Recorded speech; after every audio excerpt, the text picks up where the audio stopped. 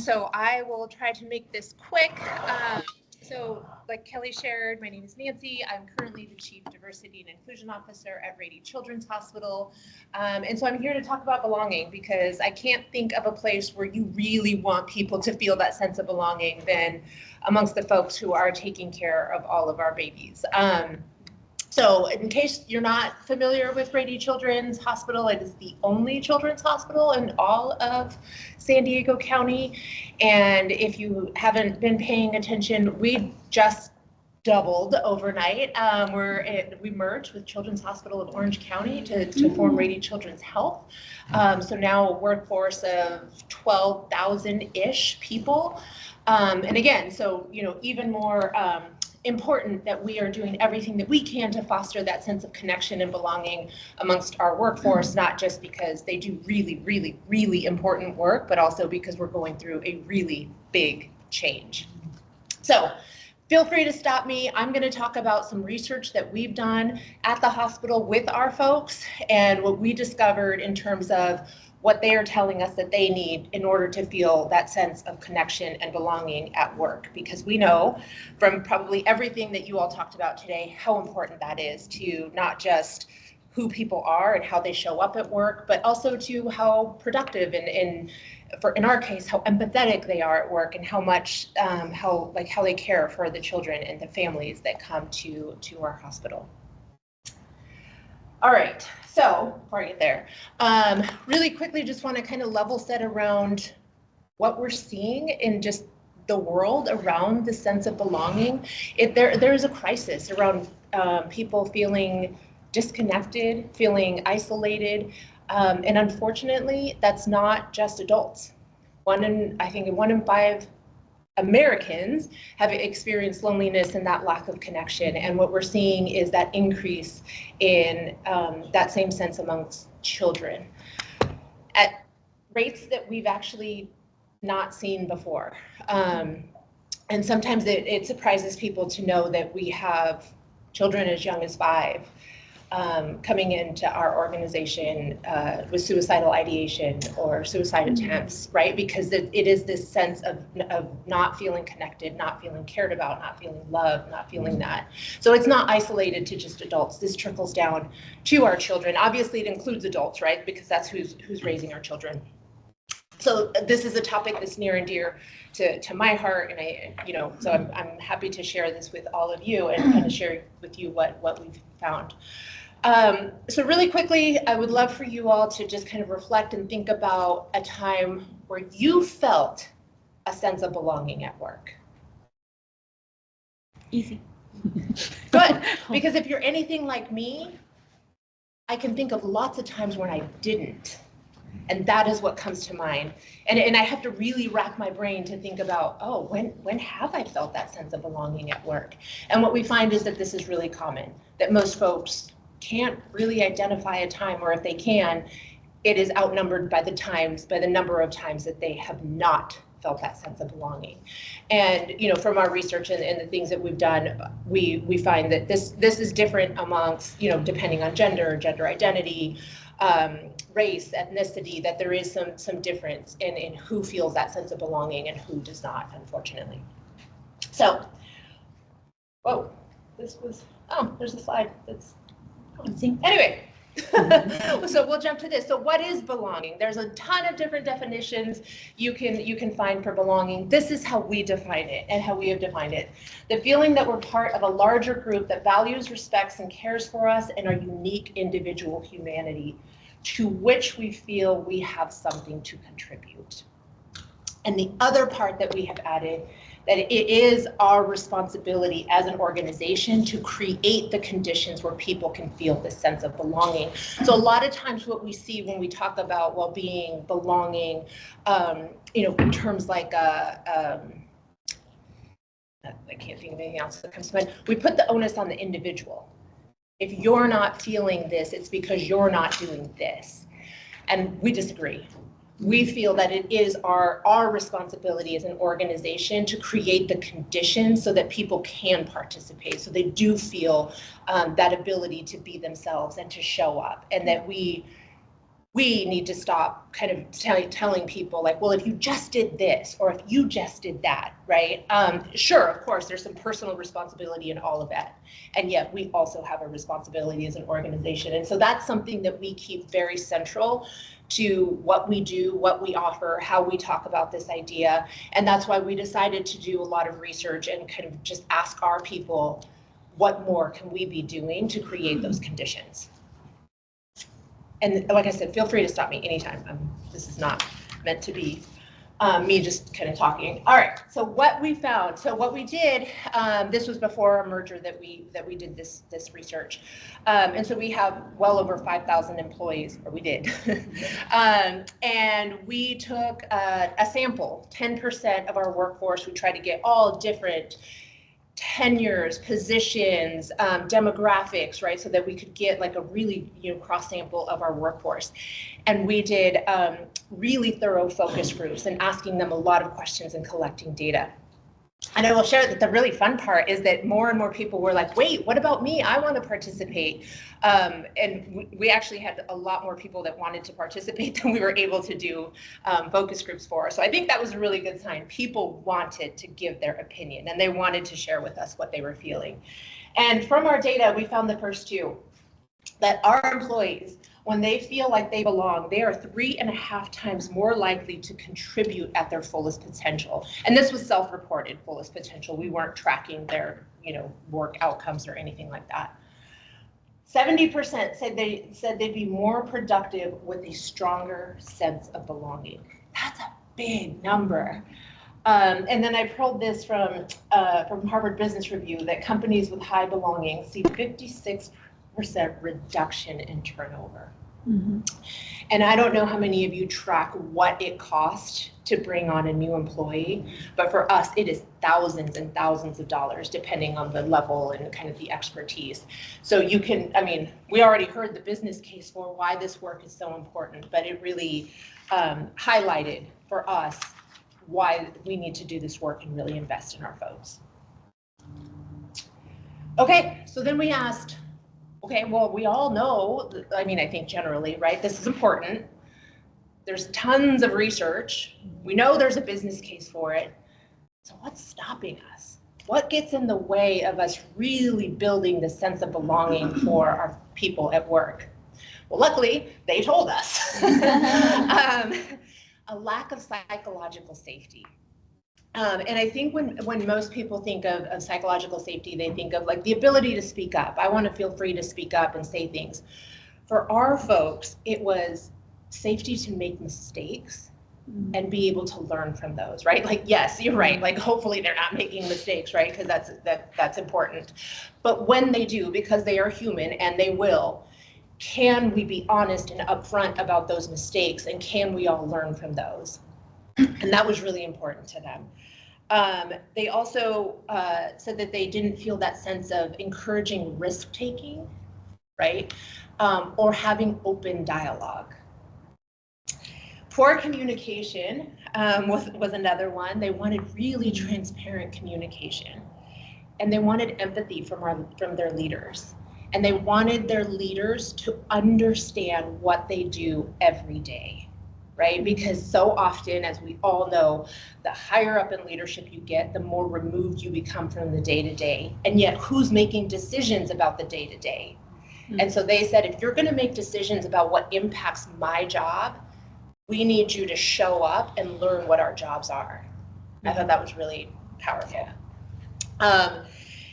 They talked about exclusionary cultures and behaviors, so the cliques, the favoritism, the unconscious bias, the microaggressions, all of that showed up for them. And then they talked about tokenism, or superficial inclusion efforts that really failed to really put them in positions of influence and in the organization, but kind of just check the box type things. Mm-hmm. Inadequate support and connections. This is one that I'm going to talk about a lot because it came up in so many different ways. Weak onboarding. Mm-hmm. Right? So I'm going to come back to this because this came up more and more and more about the way that you onboard someone into an organization can literally determine the rest of their time there. And yet, how many of us invest in our new employees and our new colleagues in a way that is really meaningful? Mentorship, that's a big one. And then people brought up what we're seeing now is like losing the remote or hybrid work policies and how that really contributed to them not feeling supported, because that was really important to them to the extent that they can, right? Because a lot of our folks can't. High stress, burnout, imbalance, and kind of that work life. And then not being able to meaningfully engage with their workplace community. And for us, a lot of it is so fast paced. We are just going. There's often not very many opportunities to slow down and say, like, let's just connect. So that's what they told us. This is what's getting in the way. This is what is stopping us from feeling that sense of belonging here. So we said, okay, now what? So we came up with a blueprint of how we're going to address this and how our goal is to increase this sense of belonging for our workforce. And what we outlined is our 4 key kind of steps: increasing psychological safety, increasing inclusive practices, really looking at recognition and how are we developing a shared purpose for all of our folks so that they can feel really invested and bought in. And then how are we creating these micro connections? So yes, we have a fast-paced environment where we don't get to like just all 5,000 of us go on a retreat and hang out, but we don't need that, right? We have every single day we have interactions with people, and every single day we have the ability to help someone feel connected. How are we doing that? And the truth is, we weren't really being intentional or thoughtful about that. And then we talked about trust, because trust was the #1 thing that came up across every focus group, every position, everything that we talked about. It was the linchpin to everything. And folks saying trust is a two-way street. If you want us to trust you as our leaders, you have to trust us. And how is that showing up, right? So I thought that was really, really powerful, and that trust was by far the biggest theme that came up. So in terms of psychological safety, really thinking about how do we create that, and then how do we encourage risk-taking amongst our team. We're really working on a number of different things. So this is not done, we're not there, but I just wanted to share with you what our folks shared, and then kind of share with you the plan that we have laid out to the extent that it can be helpful to any of you. And this one, again, really centers around the ability to make mistakes and not be punished for them, but to learn from them. And then in terms of our inclusive practices and representation, I'll share with you in a second, I think it's still up here, the questions that we asked. And one was around feeling welcomed. And this is where that onboarding came through loud and clear, is how are we integrating our new employees into our organization, and how are we being really thoughtful and intentional about making them feel like they are part of our team. And that doesn't stop at 90 days, right? So many of us think like, oh, okay, you're done, your probation's over, ready, go. And what people have shared is that, no, this is ongoing, and it is really, really important.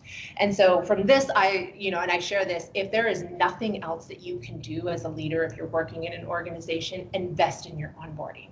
It makes a huge difference.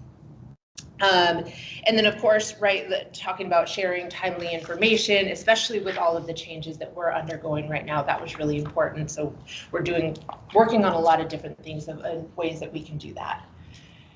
And then that shared vision for the future.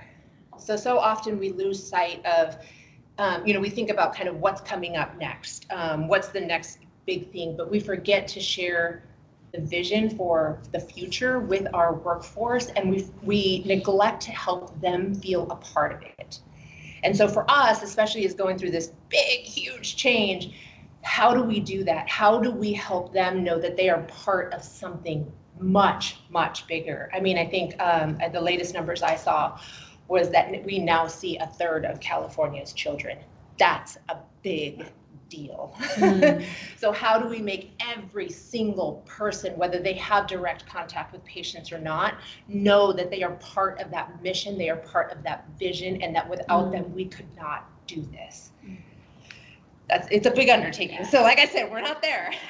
The other question that that we asked, and I'll show you in a second, is employees, we asked them about feeling known, right? Especially in such a big organization. We asked them, and they shared with us that they don't feel known, right? It's easy to get lost, or it's easy to just know your kind of immediate team, but how do they feel known to the organization? And so we need to do a better job of making sure that we are helping people to feel known. And then the other question was, do you feel included?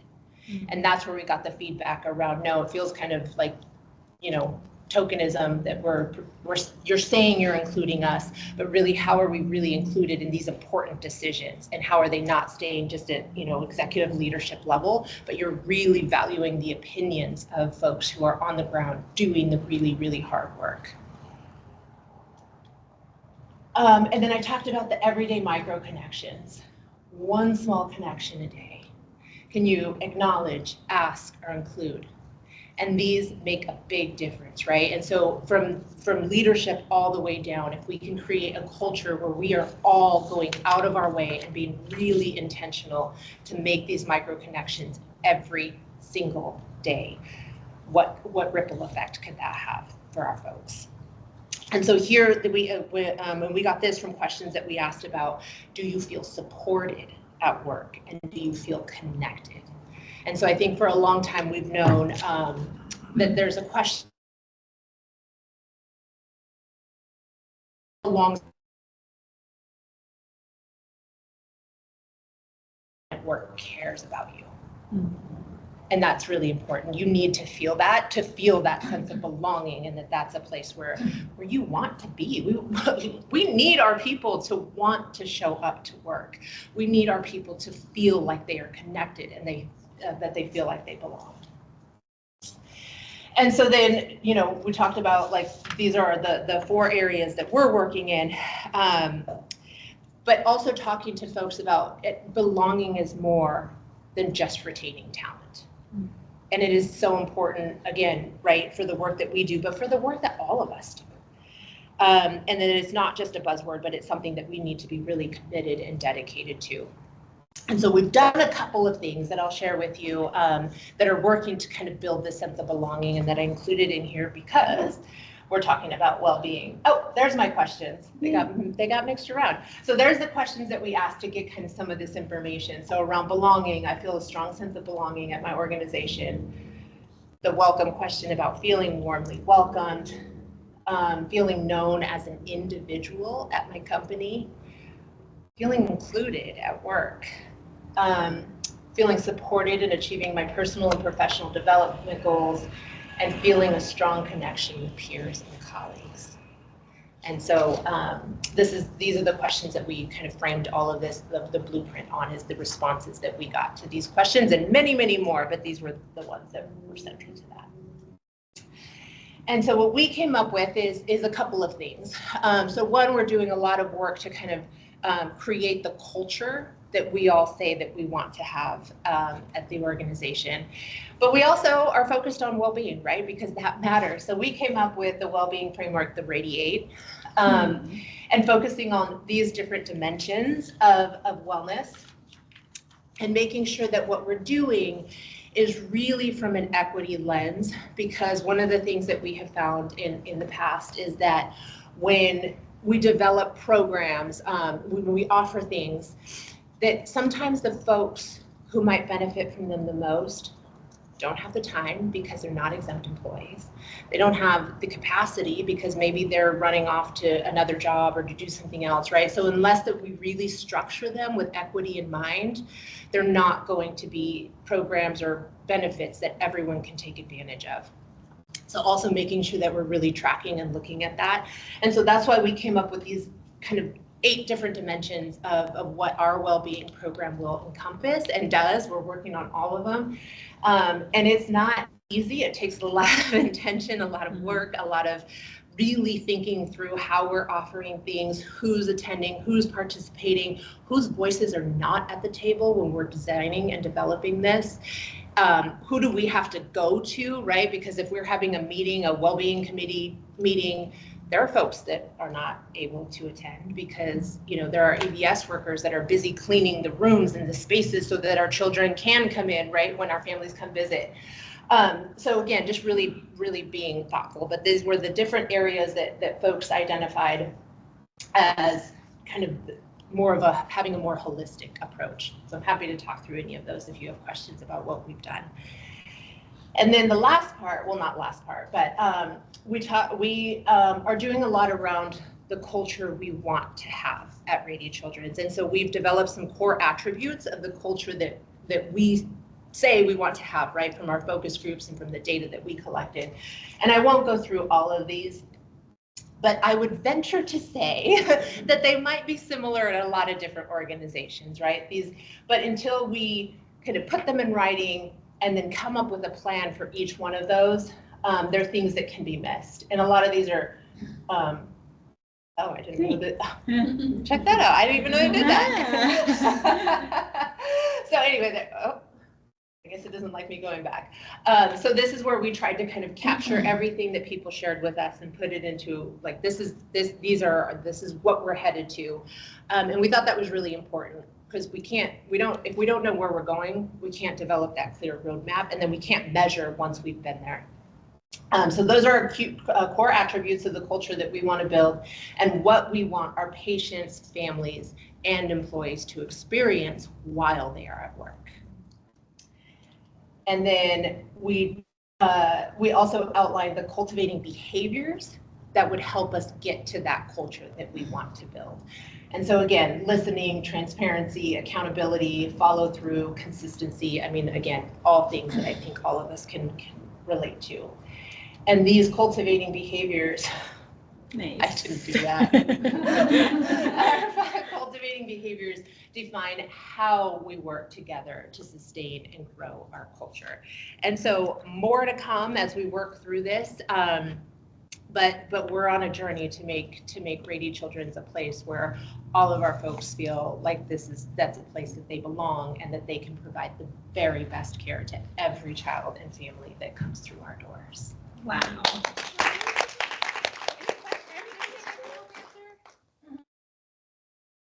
Question? That was really good. And you know, all day we learned about so many things we can do it, but this is an actual case study. So thank you so much for sharing that. I want to work for Rady now. All right. So we are moving on to our interactive